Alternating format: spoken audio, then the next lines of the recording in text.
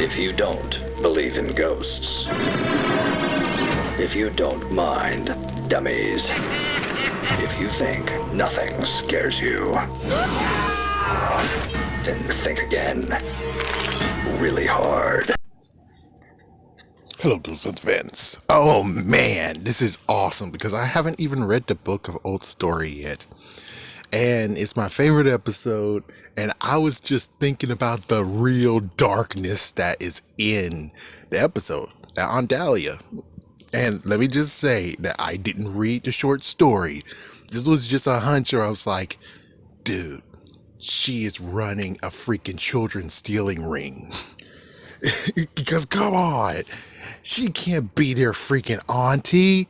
No freaking way. So we got a cameo of Goosebumps Completionist, which is just by recording alone, not actually him saying this, but it's him saying it in a video. Go ahead, tell them what you got to say. In that, the boys think that this Dahlia woman is their aunt they've never heard of, but the parents revealed that they thought that they were each other's aunts, right? So they realized that they let a complete stranger babysit their kid. That's all I needed to hear. So I figured out something that wasn't in the episode that was in the freaking short story. Awesome. Awesome. And personally, what I have to believe is that she put a spell on them. She put a spell on all the kids. Come on. She put it, well, not on the kids, on the parents. She had to put a spell on the parents. It makes it even more creepier. It's like, yes, we're going to have to just rehash the other video just because. It makes it even more creepier, but I'm going to add more details to it. The thing is this, she had to encase them. That means that technically she's a freaking damn child predator. Not for sex reason, but she's going to abduct them. She's going to abduct the kids. I'm going to not try to cuss, so this could actually make a decent amount of viewership. So, basically, that means that we don't know how many victims she had. We have no idea how many victims she had, but she has to have a ring. And basically what she does is go, I guess, town to town. I'm not sure that she would stay in one town and just continue on doing this and no one will say anything about anything. Come on. No. What she has to do is go from town to town. But she has like a referral service or something. This is before the internet. So a referral service that is on kind of online, or at least most likely by newspaper or by hearsay, to match up freaking single cougars. Well, not really cougars. They're not looking for young men. They're just looking for old men that, well, the freaking ones who gonna take them don't care that they're freaking damn kids. Not at all. They don't care, just as long as they have freaking people to marry that they're old, which is like, yeah, the people don't care. That sucks. It's like, geez, you can't actually find anyone that is your age, so you get her to do matchmaker for freaking kids who most likely don't even know anything. It's like, yeah, old folks might have forgotten things, but at least they did learn them. These kids, no, they're 12, 13 years old. They didn't even go into high school and got into the real stuff. So it makes it very, very like, oh my gosh.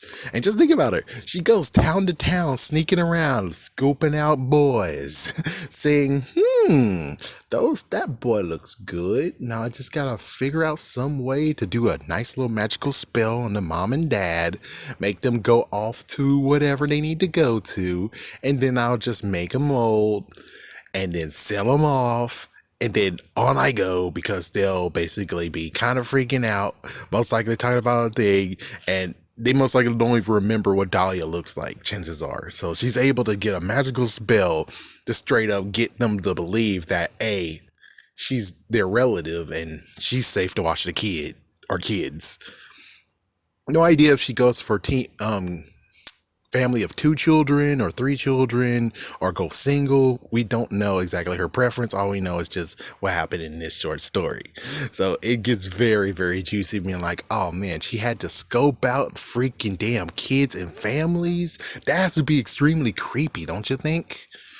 she had to scope out the kids and be like, those two look pretty good. And then she just figure out a way to get magical spells on the freaking parents, and then off they go. And then she takes them, make them old, sell them off, leave town.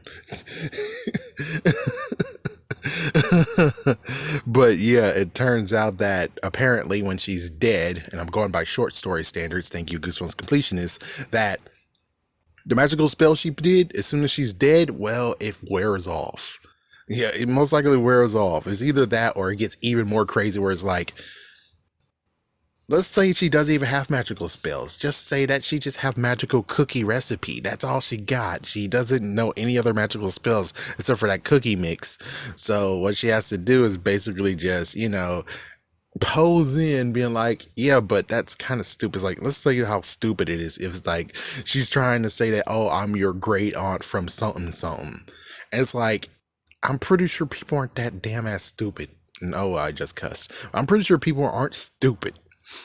I'm pretty sure they would figure out some way or do some work or something, but instead it's more like, I think it has to be magical spells. She has to know more than one magical spell. That's it.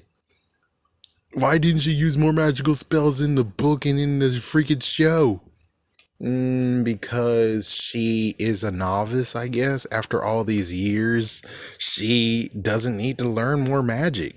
Like, why do you think she needs to learn more magic? Oh, the kid ran away. No, she's smart enough to actually make the kid eat the prunes, so he's too slow to run away from him.